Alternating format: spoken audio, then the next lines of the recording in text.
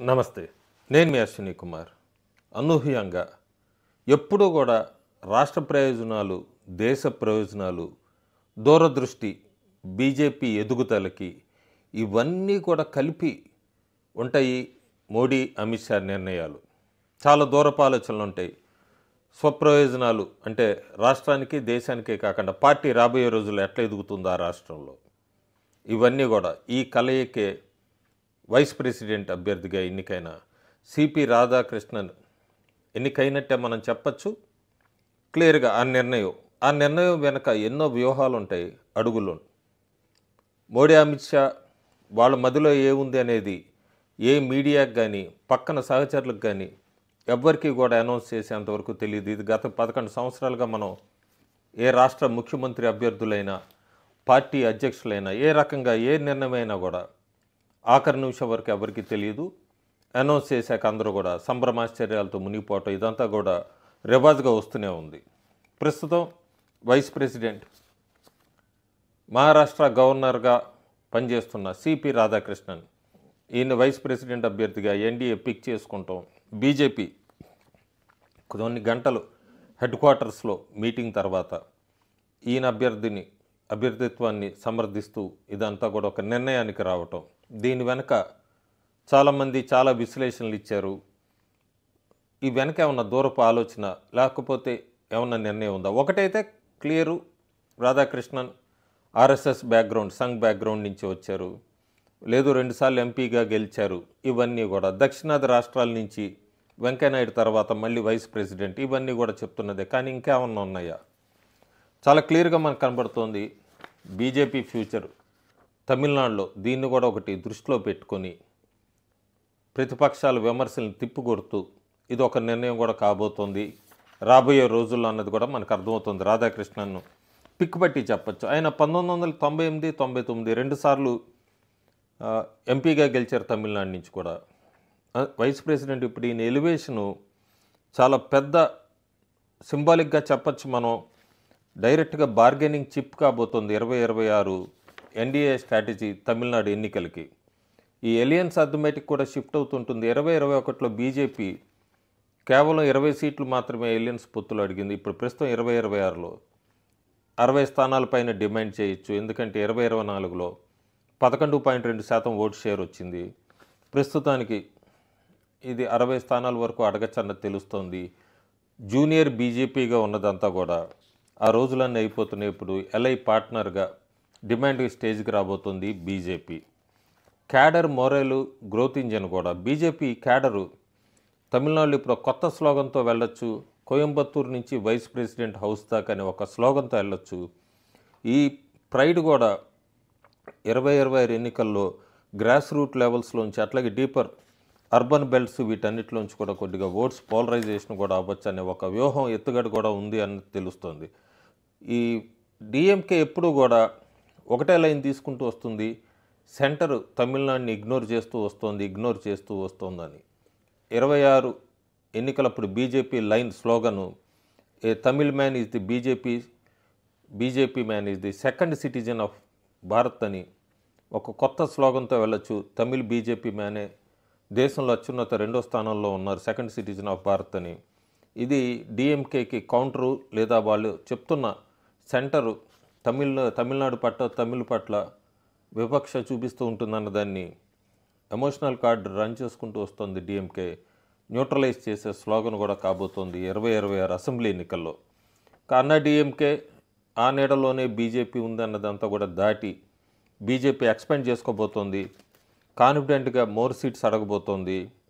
2026 కాకుండా 2031 కూడా బీజేపీ సింగిల్గా వెళ్ళే ఆలోచనతో ఈ ద్రవిడియన్ పార్టీస్తో పోటీగా నిలబడే శక్తిగా కూడా ఎదగబోతోంది అన్నది ఒక అంచనాకు వచ్చినట్టుగా ఢిల్లీ బీజేపీ నాయకులు దీని ప్రకారం కూడా ఒక అంచనాలో ఉన్నట్టుగా తెలుస్తుంది మనకి.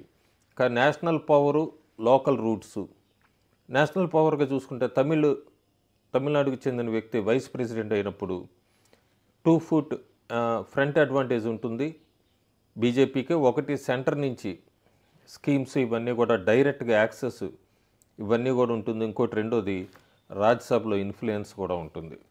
ఈ తమిళనాడు రూట్కి హిస్టారిక్ విన్ కానీ ఈ లోకల్ ఫేస్ పైన టాప్ పొజిషన్లో ఉంటాయి. ఇదంతా కనుక చూసుకుంటే మనం స్టేబుల్ అట్రాక్టివ్ రీజనల్ ఎలై కింద కూడా బీజేపీని తమిళనాడు పార్టీస్ రేపు పొద్దున ఒప్పుకుంటే అనేది అయితే ఒక అంచనా ఉన్నట్టుగా తెలుస్తుంది మనకి. ఇంకా 2026 అవుట్లుక్ ఎలా ఉండబోతోంది? ఇందాక నేను చెప్పినట్టుగానే అసెంబ్లీ సీట్స్లో బార్గెనింగ్ ఉంటుంది, నరేటివ్ గోల్ ఉంటుంది, జూనియర్ పార్ట్నర్ కాదు ఇదంతా అని ఒక లాంగ్ గేమ్ అయితే ఉంటుంది. అదేంటంటే రాధాకృష్ణ రైజ్ ఇదొక మోర్ దాన్ ఏ సెరమోనియల్ పోస్ట్ అని చెప్పచ్చు, బీజేపీకి సిగ్నల్ అని చెప్పచ్చు. బీజేపీ తమిళనాడులో పర్మనెంట్గా ఒక కొత్త నాయకుడిని పర్మనెంట్ లీడర్షిప్ని ఎస్టాబ్లిష్ చేసుకునే ఒక అవకాశం ఉంది. అంతేకాకుండా ఈ ద్రవిడియన్ పార్టీస్ మీద డిపెండ్ కాకుండా సొంతంగా తమిళనాడులో పార్టీ ఎదగటానికి కూడా చాలా అవకాశాలు ఉన్నాయి. 2026లో 2 ఇంజన్ ఫార్ములాతో వెళ్ళబోతోంది, క్లియర్ కనబడుతోంది మనకి. ఒకటి అన్నామలై రూపంలో క్యాడర్ని అంతా కూడా ముందుకు మూవ్ చేసుకుంటూ మొమెంటం, రాధాకృష్ణ నేషనల్ స్టాట్యూర్ ఢిల్లీ నుంచి అన్నది. రాధాకృష్ణన్ కూడా ఓబీసీ గౌండర్ కమ్యూనిటీకి చెందిన వ్యక్తి, ఓ పక్క అన్నామలై ఒక పక్క ఈయన. సో టోటల్గా కమ్యూనిటీ ఓట్ బ్యాంక్ను కూడా వన్ సైడెడ్గా ఇటువైపు తిప్పుకునే అవకాశం కూడా ఉంది 2026 ఎన్నికల్లో. ఇంకా ఖచ్చితంగా రాధాకృష్ణన్ ఎన్నికైనట్టే అని ఎందుకన్నానంటే మొత్తం సీట్లన్నీ 782 ఎలక్టోరల్ సీట్స్ ఉన్నాయి, ఎన్డీఏకి 425 ఉన్నాయి, ఇండియా ఎలియన్స్ కాంగ్రెస్ కూటమికి 312 ఉన్నాయి, అదర్స్ 45 ఉన్నాయి. ఇందులో వైఎస్ఆర్సీపీ ఎన్డీఏకి ఓటు వేస్తున్నట్టుగా కనబడుతోంది, ఓటు వేస్తారన్నది. నవీన్ పట్నాయక్తో రాజ్నాథ్ సింగ్ మాట్లాడారు. నవీన్ పట్నాయక్ వీళ్ళందరూ కూడా ఎన్డీఏ వైస్ ప్రెసిడెంట్ అభ్యర్థికి మద్దతు పలుకుతున్నారు. సో ఇంకా చాలా ఈజీ అయిపోతుంది. ఇంకా ఈ తమిళనాడు వాళ్ళంతా కూడా మెయిన్గా ఎలక్షన్స్లో డిఎంకే పార్టీ కేంద్రం మాకు తమిళ్స్ మీద తమిళనాడు మీద వివక్ష చూపిస్తోంది ఇవంతా అంటే చెప్పుకుంటూ వచ్చారు ఇన్ని రోజులు.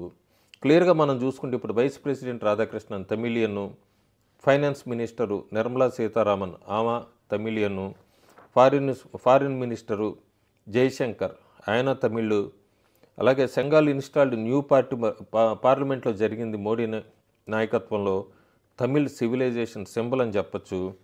ప్రధానమంత్రి మోడీ తమిళ్ ఒక ఓల్డెస్ట్ లాంగ్వేజ్ అని కూడా ఆయన నోటి వెంబడే వచ్చింది. 1000 సంవత్సరాల తర్వాత చోళా ఎంపైర్ది ఫస్ట్ టైము దాని గురించి కూడా బయటికి డిస్కషన్కి వచ్చింది. తమిళ్ వాయిసెస్ వినబడమే కాదు, దాని భారత్ పవరు పాలసీ ప్రెస్టేజ్లో కూడా ముందుకు తీసుకెళ్లేట్టుగా చేసింది మోడీ ప్రభుత్వం. సో తమిళనాడులో డిఎంకే పార్టీలు వ్యతిరేకంగా మాట్లాడడానికి లేవు.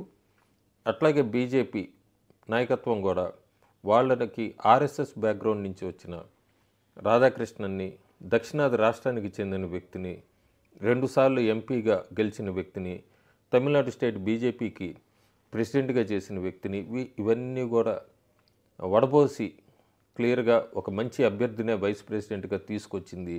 దీనికోసం కాంగ్రెస్ నాయకులు చెప్తున్నది ఒకటే మాట, ఆర్ఎస్ఎస్ బ్యాక్గ్రౌండ్ ఉన్న వ్యక్తికి వైస్ ప్రెసిడెంట్ పోస్ట్ ఎలా ఇస్తారని.